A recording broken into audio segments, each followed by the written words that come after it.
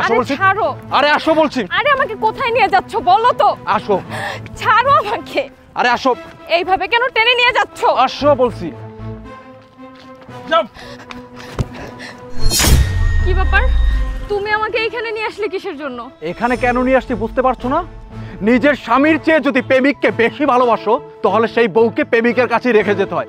আমি যেটা ভালো মনে করছি আমি সেটাই করেছি। আমার নিজের বউকে আমি প্রেমিকের কাছেই রেখে গেলাম। তোকে আমি আগেই বলেছিলাম যে তুই তোর বউকে ধরে রাখতে পারবি না। অযথাই এতদিন ধরে চেষ্টা করে গেছিলি, শেষমেশ তোর বউকে আমার কাছে দিয়েই গেলি। হ্যাঁ, তাই করলাম।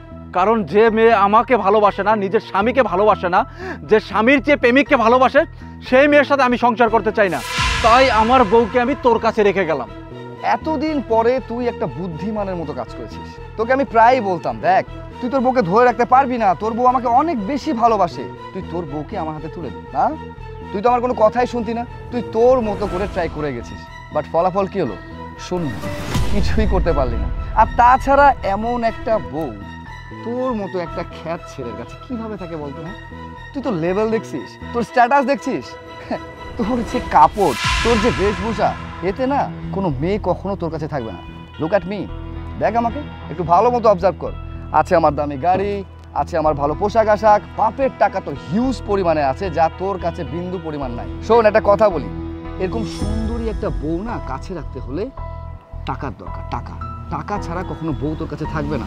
শুধু ভালোবাসা দিলেই যে বউ সঙ্গে থাকবে এটা তোর ভুল ধারণা। ভালোবাসার সাথে টাকাটাও দরকার, আর যেটা তোর মতো ছেলের কাছে মোটেও কোনোদিন ছিল না, না কোনোদিন হবে। বাস, আর কিছু বলতে হবে না। এই যে আপনাদের জন্য না একটা সারপ্রাইজ আছে। আমাদের জন্য সারপ্রাইজ? কি সারপ্রাইজ? হ্যাঁ, কি সারপ্রাইজ? আচ্ছা ঠিক আছে, এখনই দেখাচ্ছি। নীলা, নীলা, নীলা। এই কি ব্যাপার? তুমি তুমি এখানে কি করছো? হ্যাঁ, তোমাকে না বলছিলাম বাসা থেকে বের হবে না, তাহলে তুমি বেরিয়েছো কেন? আর এখানে দাঁড়িয়ে কি করছো তুমি? কি ব্যাপার, অবাক হয়ে গেলে মনে হয়? হ্যাঁ, আমি এখানে। তুমি যদি পারো তোমার সংসারের বউকে রেখে অন্য একটা মেয়ের সাথে সম্পর্ক করতে, তাহলে আমি কেন পারবো না অন্য একটা ছেলের সাথে সম্পর্ক করতে? হ্যাঁ, আমি কেন পারবো? আর যেদিন থেকে আমি বুঝতে পেরেছি তুমি ওনার বউয়ের সাথে সম্পর্কে জড়াইছো, সেদিন থেকে আমিও ভেবে নিয়েছিলাম যে আমিও ওনার সাথে সম্পর্কে জড়াবো। আর আজকে আমি সেটাই করেছি।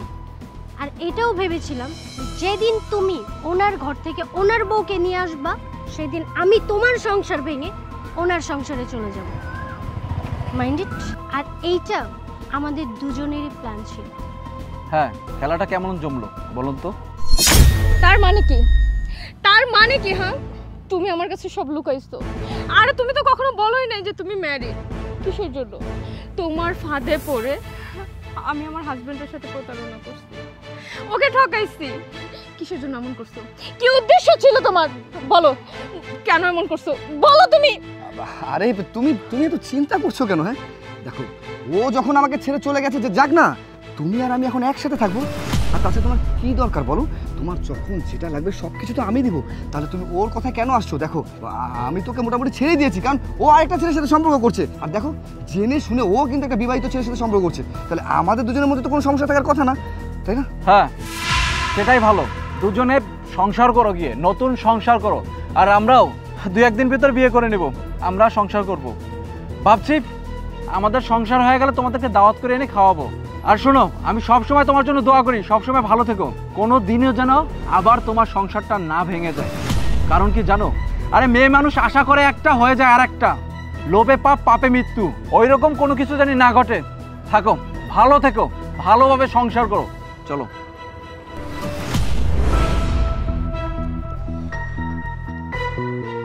এই চলো।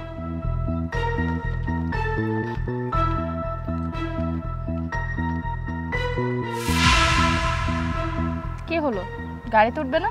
না, আমার জানি কেমন কেমন লাগতেছে। হ্যাঁ, আমার বউয়ের হাত ধরে আরেকজন চলে যাবে, আমার বউয়ের সাথে অন্য কেউ সম্পর্ক করবে। আমি না এটা কোনোভাবে মেনে নিতে পারছি না। না, আমি তোমার সাথে থাকতে পারবো না। কি উল্টা পাল্টা কথা বলতেছ? হ্যাঁ, আবল তাবল বকতেছি কিসের জন্য? আমি তোমার জন্য, শুধুমাত্র তোমার জন্য আমার হাজবেন্ডকে ছাড়ছি, আমার সংসার ছাড়ছি। আর তুমি এখন আমাকে ছাড়ার কথা বলতেছো? আর তাছাড়া তোমার ওয়াইফও তো তোমাকে ছেড়ে চলে গেছে, তাহলে তার জন্য তুমি আমাকে কেন বলতেছো? হ্যাঁ না না, আমি কোনো মতে মানতে পারছি না। যেই মেয়ে নিজের হাজবেন্ডকে ছেড়ে আমার কাছে আসতে পারে, আমার টাকা পয়সাকে ভালোবাসতে পারে, কাল যে সে মেয়ে অন্য কারোর সাথে যাবে না তার কি গ্যারান্টি আছে? আমি তোমার সাথে সংসার করতে পারবো, আমি তোমাকে মেনে নিতে পারবো। আমার কেমন চলে যাচ্ছে, আমি চাই।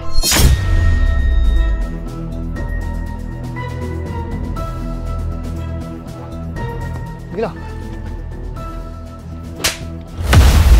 তোর সাহস কিভাবে হয় আমার হাত ধরার? তোর সাথে না মানে একটু আগে সবকিছু শেষ হয়ে গেল, তাহলে তোর সাহস কিভাবে হয় আমার হাত ধরার? নীলা, নীলা প্লিজ আমাকে ছেড়ে যেও না। আমি তোমাকে ছাড়া থাকতে পারবো না। আমি বুঝতে পেরেছি, আমি সব কিছু বুঝতে পারছি। দেখো, আমি অনেক বড় একটা অন্যায় করেছি। আমি তোমার সাথে চিট করেছি, আমি তোমাকে ধোঁকা দিয়েছি, তোমার ভালোবাসা নিয়ে আমি ছিনিমিনি খেলেছি, যেটা করা আমার মুখে উচিত হয়নি। দেখো, আমাদের মধ্যে যা ভুল বুঝাবুঝি হয়েছে এটা আমরা এখানে সমাধান করে ফেলি। আর ওর সাথে আমি একটা মুহূর্ত থাকতে চাই না। আমি